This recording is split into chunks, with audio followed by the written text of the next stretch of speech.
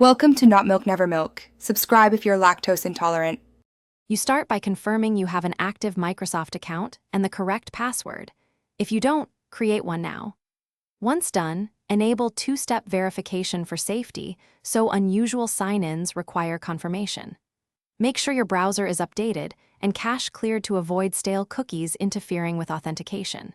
If you use extensions, temporarily disable ad blockers or privacy shields because they can block login redirects. This gets you ready to reach the login page without interruptions.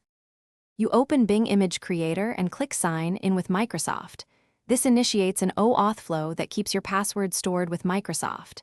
Enter your credentials and promptly complete multi-factor authentication prompts. Authenticator apps work best for speed and security. Next, carefully review permission requests and allow only what's necessary for image creation. This prevents oversharing. After granting access, wait a few seconds for the page to redirect back. If it stalls, refresh once and avoid rapid. You finish by testing the creator.